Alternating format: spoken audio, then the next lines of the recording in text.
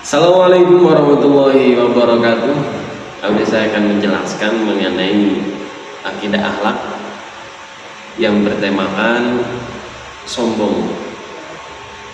Ini merujuk tentang kisahnya Kiai Barseso, dan ini tugas untuk media pembelajaran, yaitu tugas akhir di semester 3 ini. Oke, mari kita simak sama-sama. Baik, untuk akidah akhlak bertemakan akhlak yang sombong, ini merujuk kisahnya Kiai Barseso. Jadi Kiai Barseso itu hidup di zaman sebelum hidup di zamannya Baginda Nabi. Kiai Barseso itu hidup di zamannya Baginda Nabi. Ada yang mengatakan dia di zaman-zaman Israiliyat, ada yang mengatakan dia juga bareng, maksudnya di awal-awal kenabian atau sebelum kenabian itu udah ada Kiai Barseso. Jadi kenapa ulama-ulama mengatakan merujuk tentang akidah akhlak yang bertemakan sombong ini kepada Kiai Barseso? Karena kisahnya ini sangat mencengangkan. Seorang ahli ibadah yang bertahun-tahun tapi akhir hayatnya su'ul khotimah, itu Kiai Barseso. Cara ringkasnya seperti itu. Kita mulai dari awal. Jadi Kiai Barseso itu hidup di zaman Baginda Nabi, kemudian dia itu beribadah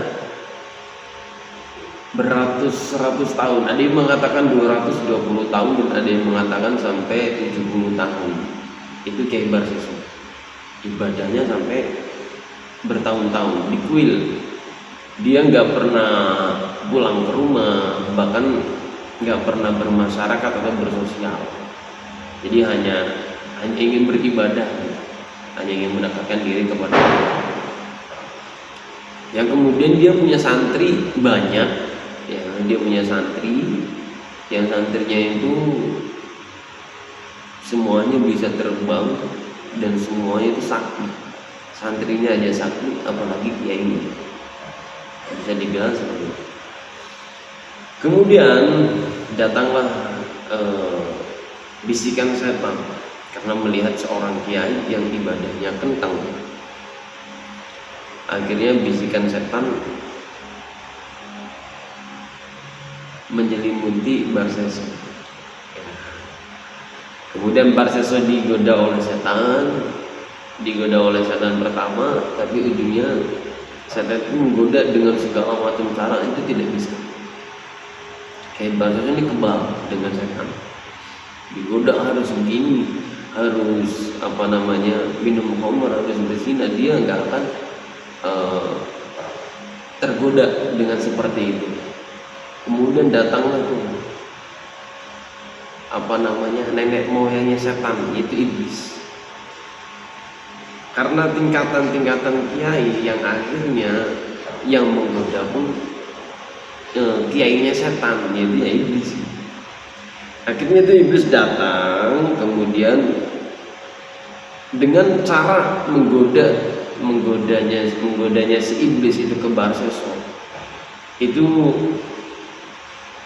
menggunakan cara dia juga ikut beribadah. Kalau Barseso ibadah setiap harinya beribadah, dia juga perlu makan, perlu minum, perlu ke kamar mandi, ya, atau mungkin menghela nafas, istirahat sebentar. Tapi kalau iblis ini enggak, full seharian beribadah. Itu hanya selama 3 hari. Barseso udah kaget. Kamu selama 3 hari enggak makan, enggak minum, itu full ibadah, itu iblis. Cara menggodanya seperti itu. Yang singkat cerita, Barseso ini tertarik melihat seorang iblis yang sholat selama 3 hari berturut-turut tanpa istirahat, tanpa tidur, tanpa makan, tanpa minum. Akhirnya Kiai Barseso ini bertanya sama iblis itu yang menjelma, atau yang dia berpura-pura jadi manusia. Tanyalah tuh si Barseso, kenapa kamu beribadah selama 3 hari? Gak pernah makan, gak pernah minum, gak pernah tidur, full kamu 24 jam terus setiap harinya. Maka si iblis Yang pertama, dia hanya diam. Ditanya lagi sama itu Barseso, ditanya lagi, begitu juga dengan pertanyaan yang sama. Pertanyaan kedua juga diam tuh si iblis. Nah, pertanyaan ketiga untuk menarik dayanya si Barseso. Jadi pertanyaan ketiga itu si iblis baru menjawab. Gini loh Barseso, saya bisa, iblis mengatakan saya bisa ibadah 3 hari tanpa ada istirahat, tanpa ada makan, tanpa ada minum, tanpa ke kamar mandi atau segala macam. Itu kuncinya satu, berbuat maksiat dulu, kemudian baru taubat. Allah itu kan maha pengampun tuh Barseso. Allah itu kan maha menerima, Allah itu kan maha pengasih, maha penyayang. Masa abahnya berbuat maksiat sekali kemudian dia bertobat gak diterima? Pasti diterima. Akhirnya Barseso agak tertarik gitu dengan godaannya si iblis. Akhirnya apa? Iblis menawarkan, kamu mau tahu seperti saya? Barseso bilang, saya mau. Saya harus maksiat apa? Maka si iblis mengatakan, kamu harus membunuh orang. Oh, Barseso nggak kuat karena hidupnya itu tahun-tahunan ibadah, tahun-tahunan mendekatkan diri kepada Allah, nggak kuat dia membunuh orang. Jangan membunuh. Maksiat apa sekecil apapun dia nggak akan mau. Kemudian iblis mengatakan, ini udah oke lah, kalau kamu nggak mau membunuh, tingkatan kedua ini sedang-sedang aja kamu maksiatnya. Apa yang kedua? Iblis bilang, kamu berzina. Hah? Apalagi berzina? Saya nggak kuat. Barseso bilang gitu, nggak akan saya melawan berzina. Itu sesuatu yang sangat keji di ajaran saya, atau di satu maksiat yang besar lah menurut Barseso. Kemudian iblis ngomong lagi, bicara lagi, kalau kamu nggak bisa itu tingkatan sedang, ini tingkatan yang paling rendah, dan ini nggak ada tingkatan paling rendah selain ini untuk kamu bermaksiat supaya kamu bisa 3 hari full, atau kamu bisa 40 hari bertahun-tahun full kamu beribadah terus tanpa makan, tanpa minum, karena kamu masih ada satu penyesalan yang apa yang kamu angan-angankan, atau yang ada di otak kamu itu penyesalan itu, sehingga kamu lupa semuanya. Udah, ini hanya ada satu terakhir. Kalau kamu mau, kalau nggak mau ya udah, kamu gitu-gitu aja. Akhirnya Barseso tanya, apa itu yang terakhir? Ini paling rendah. Iblis bilang, kamu harus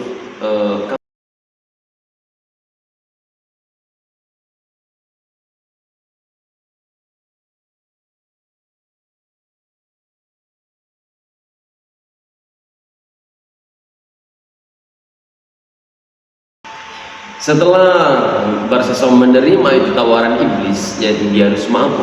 Kemudian dia pergi tuh di satu kampung yang jualan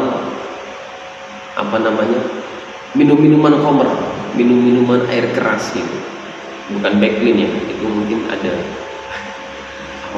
ada miras-miras gitu.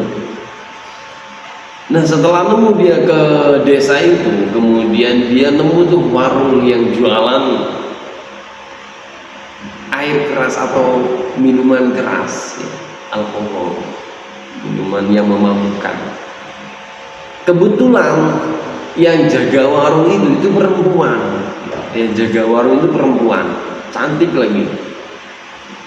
Akhirnya Barseso minum, dia mabuk karena minum sekali ketagihan, 2 kali ketagihan. Habislah itu berapa botol tuh si Barseso. Karena dia habis berapa botol, pikiran melayang-layang, akhirnya dia nggak kehilangan diri ya. Kalau namanya orang mabuk seperti itu, kehilangan diri. Depannya itu cewek, depannya itu perempuan, yang jaga orang itu perempuan. Akhirnya apa? Setelah dia mabuk, dia berbuat kemaksiatan yang selanjutnya yang sudah direncanakan nama iblis, yaitu dia akhirnya berzina itu menyetubuhi perempuan itu yang menjaga warung. Iya toh. Jadi dengan mabuk kemudian dia berzina. Setelah berzina, setelah dia menyetubuhi perempuan itu, kemudian dia malu kan, masa seorang kiai menyetubuhi perempuan, memperkosa perempuan, begitu ya cara bahasanya. Akhirnya apa? Dia karena dia malu nanti ketahuan orang, akhirnya dia bunuh itu perempuannya itu. Si penjaga warungnya, perempuan dibunuh. Jadi setelah minum khamr, setelah dia mabuk, kemudian dia berzina, kemudian dia membunuh. Udah triple kill itu. Kalau dalam ML itu triple kill. 1, 2, 3 dalam satu tempat lagi. Ya gitu ya. Nah, jadi karena dia udah dibunuh, akhirnya itu mayatnya itu diumpetin tuh sama dia, dikubur di satu tempat yang orang nggak tahu. Dan iblis itu tahu. Tentunya iblis mengikut dari belakang si Barseso. Akhirnya Barseso itu ngubur mayatnya itu, mayat perempuan.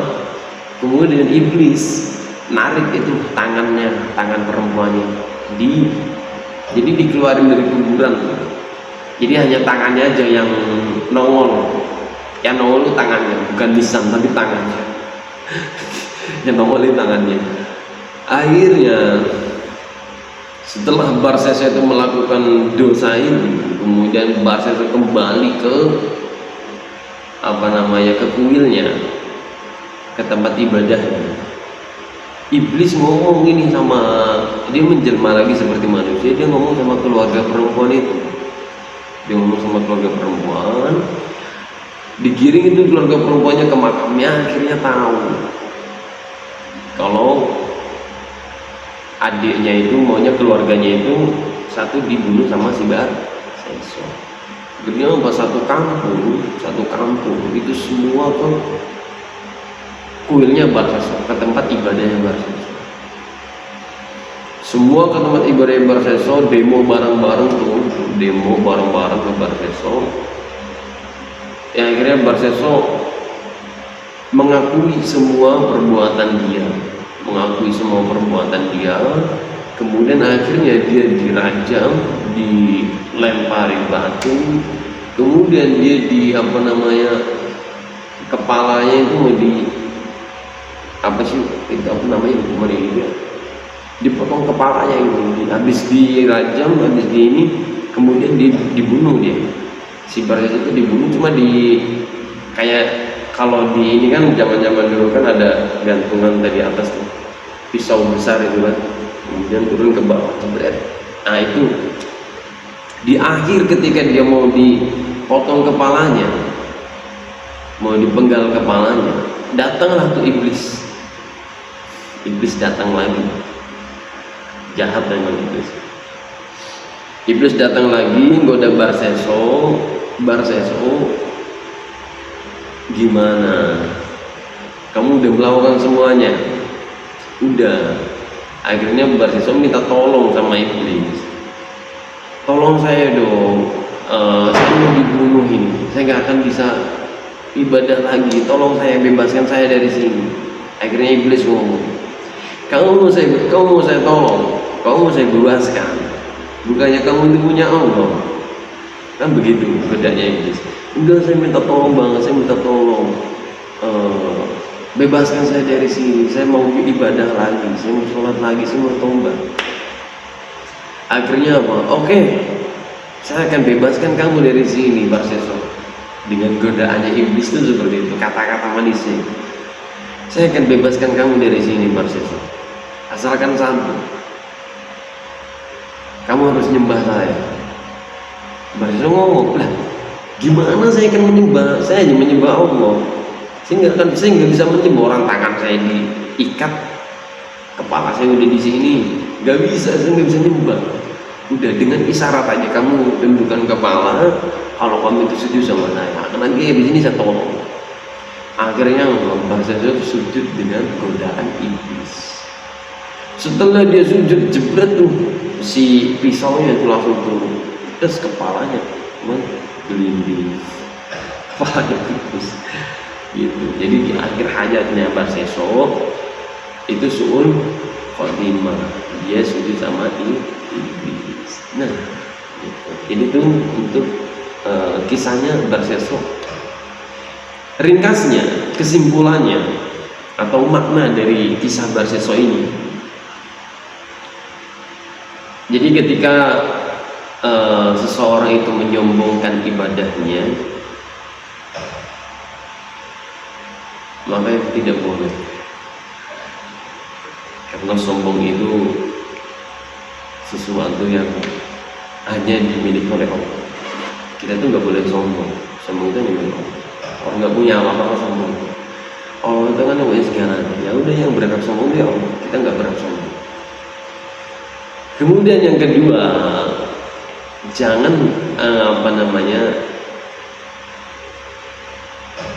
kita oke lah kalau Allah itu maha pengampun, Allah itu maha pengampun, Allah maha pengasih, Allah maha pengasih. Tapi di dalam manusia ini harus ada dua unsur. Kalau dalam syarat agama itu harus ada dua unsur. Satu yang namanya roja, satu yang namanya khauf. Jadi kalau misalnya kita kalau ada dua unsur ini di manusia, itu akan seimbang. Contohnya apa? Kalau kita beribadah, satu, kita roja, maksudnya berharap ibadah kita diterima. Yang kedua, kita khauf, takut, khawatir ibadah kita nggak diterima. Sehingga kalau misalnya kita ada khauf, ada khawatir tidak diterima, kita akan ibadah itu akan khusyuk, akan lebih fokus, akan lebih menghayati karena takut gak diterima. Tapi di samping khauf, kita harus ada roja, berharap semoga diterima sama Allah. Begitu juga, jangan mentang-mentang ibadah terus kemudian sekali tobat langsung diterima Allah. Jangan begitu. Kita harus ada khauf sama roja, itu harus seimbang. Ya, nggak boleh tinggi satu atau kurang satu, itu harus seimbang. Itu sedikit kesimpulan dari ceritanya, kisahnya Kiai Barseso. Oke, sekian yang bisa kita ambil dari kisahnya Kiai Barseso. Janganlah sombong, karena sombong itu hanya milik Allah. Mohon maaf apabila ada kekurangan, perkataan yang kurang baik atau mungkin kesalahpahaman. Kurang lebihnya saya mohon maaf. Assalamualaikum warahmatullahi wabarakatuh.